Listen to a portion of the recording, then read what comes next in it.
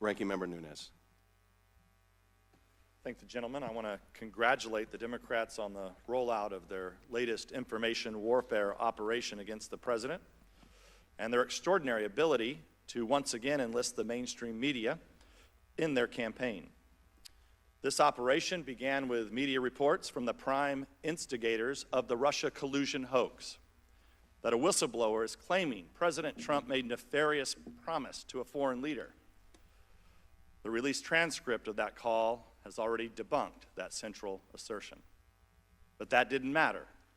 The Democrats simply moved the goalposts and began claiming that there doesn't need to be a quid pro quo for this conversation to serve as the basis for impeaching the president.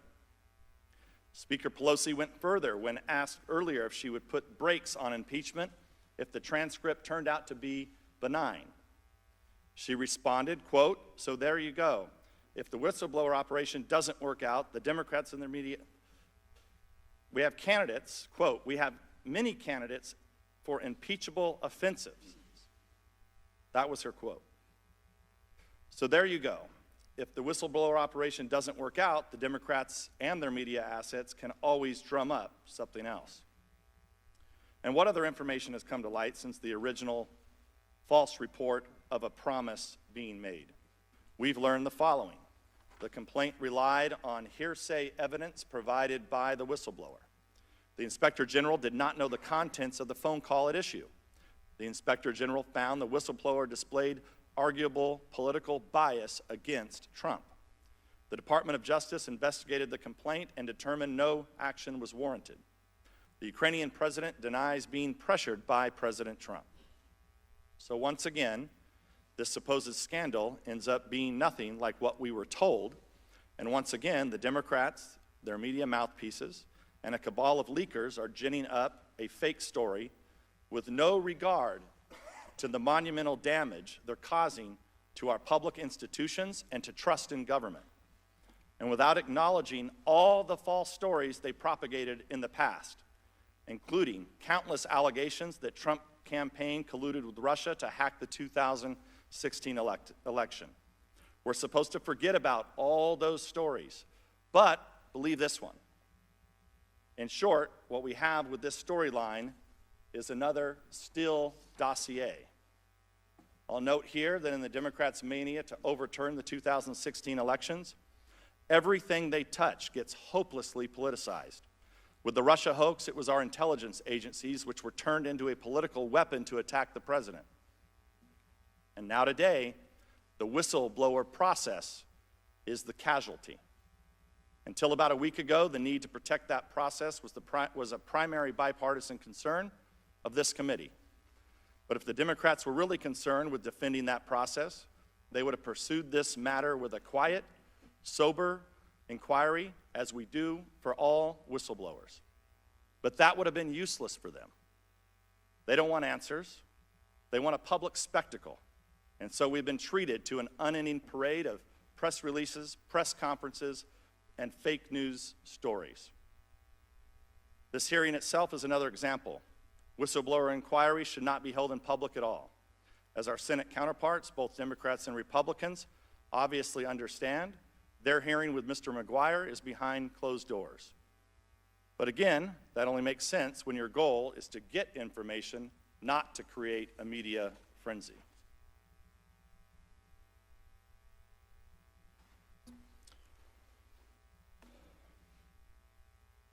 The current hysteria has something else in common with the Russia hoax.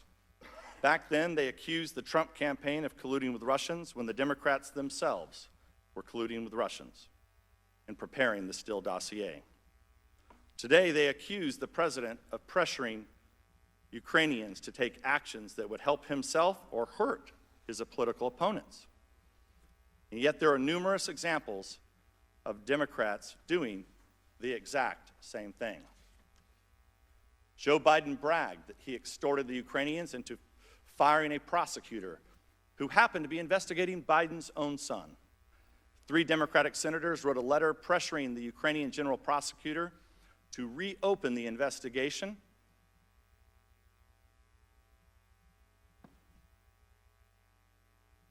into former Trump campaign officials.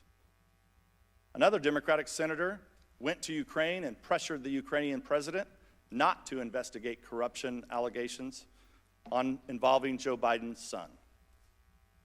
According to Ukrainian officials, the Democratic National Committee contractor Alexandra Chalupa tried to get Ukrainian officials to provide dirt on Trump associates and tried to get the former Ukrainian president to comment publicly on alleged ties to Russia. Ukrainian official Sergei Lyshenko was a source for Nellie Orr, wife of Department of Justice official Bruce Orr, as she worked on the anti-Trump operation conducted by Fusion GPS and funded by the Democrats. And of course, Democrats on this very committee negotiated with people who they thought were Ukrainians in order to obtain nude pictures of Trump. People can reasonably ask why the Democrats are so determined to impeach this president when in just a year they'll have a chance. In fact, one Democratic congressman, one of the first to call for Trump's impeachment, gave us the answer when he said, quote, "I'm concerned that if we don't impeach the president, he will get reelected," unquote. Winning elections is hard, and when you compete, you have no guarantee you'll win. But the American people do have a say in this, and they made their voices heard in the last presidential election. This latest gambit by the Democrats to overturn the people's mandate is unhinged and dangerous. They should end the entire dishonest, grotesque spectacle and get back to work to solving problems, which is what every member of this committee was sent here to do. Judging by today's charade, the chances of that happening anytime soon are 0 to none. I yield back.